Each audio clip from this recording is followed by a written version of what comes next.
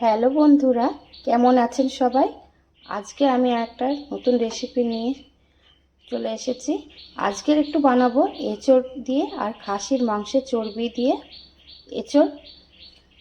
এটা কিন্তু দারুণ স্বাদের হয়। সবাই তো চিংড়ি মাছ দিয়ে খেয়েছেন, একবার খাসির মাংসের চর্বি দিয়ে এঁচোড়টা খেয়ে দেখবেন।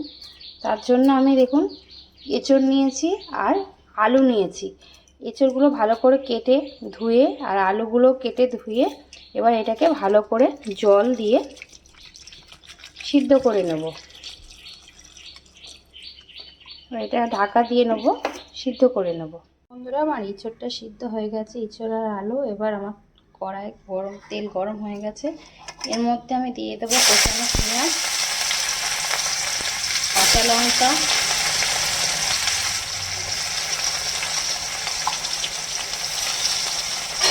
এটাকে ভালো করে কষিয়ে নেব। এটা ভাজা ভাজা হয়ে এসছে। এর মধ্যে আমি একটু পেঁয়াজ বাটা দেবো, আদা বাটা দেবো,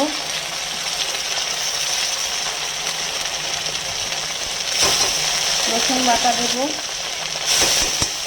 আর দেবো টমেটো কুচি। দিয়ে দেবো একটু হলুদ গুঁড়ো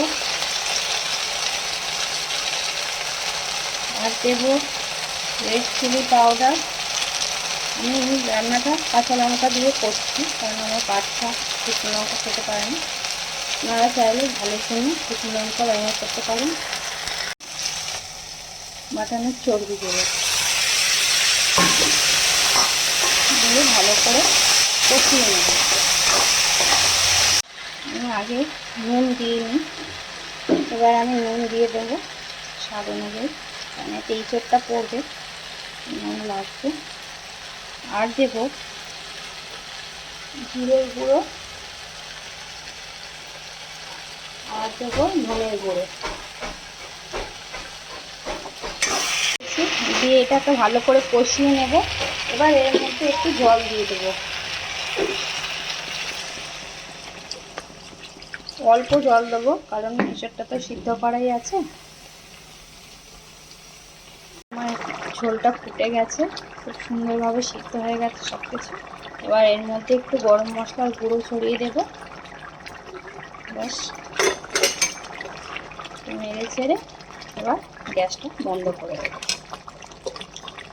দেখুন আমার রান্নাটা পুরো কমপ্লিট। এটি খেতে হলে গরম গরম খেতে হবে, ঠান্ডা হয়ে গেলে ভালো লাগবে না। তো কেমন হলো প্লিজ আমাকে একটু জানাবেন। আমার রান্নাটা ভালো লাগলে একটা লাইক করে দেবেন আর চ্যানেলটা সাবস্ক্রাইব করে দেবেন।